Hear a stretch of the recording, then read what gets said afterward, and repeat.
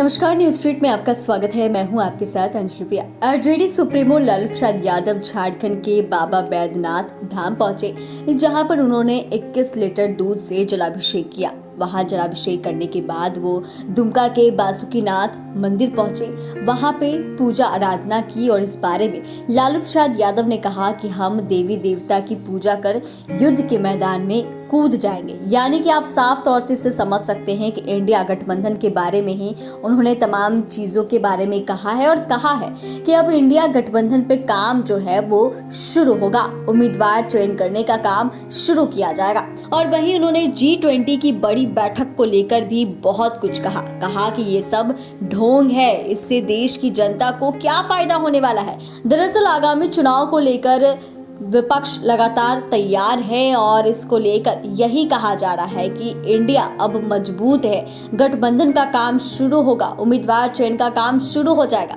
इसके लिए 13 सितंबर को दिल्ली में कोऑर्डिनेशन कमेटी की बैठक होगी, जिसमें बिहार के डिप्टी सीएम तेजस्वी यादव भी आएंगे और करीब मुख्य इलाकों में भी भ्रमण जो है वो किया जाएगा।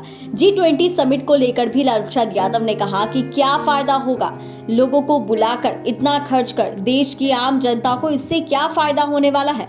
लालू प्रसाद यादव अपनी पत्नी राबड़ी देवी के साथ झारखंड दौरे पर हैं और सोमवार के दिन उन्होंने बाबा बैद्यनाथ और बासुकीनाथ मंदिर में पूजा की। दुमका में वो पत्रकारों से बातचीत भी करते हुए नजर आए और वहीं G20 की बड़ी बैठक को लेकर भी उन्होंने कहा कि क्या जरूरत था, इससे क्या कुछ होने वाला है।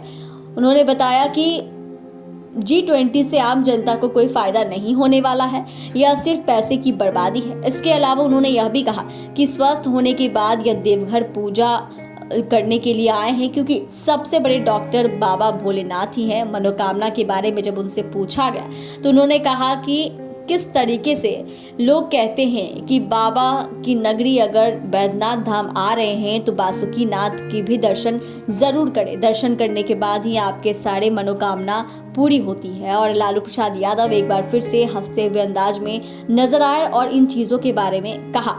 उन्होंने यह भी कहा कि बाबा के दरबार में गए हैं, क्या कामना किए हैं। बाबा के दरबार में नहीं जाता है तो उसकी यात्रा सफल नहीं होती है। हम लोग हिंदू हैं और हिंदू के देवता के दर्शन करने के लिए आज पहुंचे हैं। बहुत दिनों के बाद यहाँ पर आए हैं, क्या कामना किए हैं यह भी बताया और देवी देवताओं का दर्शन करके वो क्या कुछ मांग रहे थे। उन्होंने बताया कि आगामी चुनाव को लेकर युद्ध के मैदान में अब कूद जाएंगे, यानी कि साफ तौर से कह रहे कि आशीर्वाद तो हमने ले लिया है और 2024 के चुनाव को लेकर ही रणनीति बनानी शुरू हो जाएगी। इंडिया संगठन जो बनाया है उस पर भी अब काम जोरों शोरों से होगा। उन्होंने बताया कि कमेटी तो बन गई है, अब उम्मीदवार चयन का काम जो है वो शुरू होगा।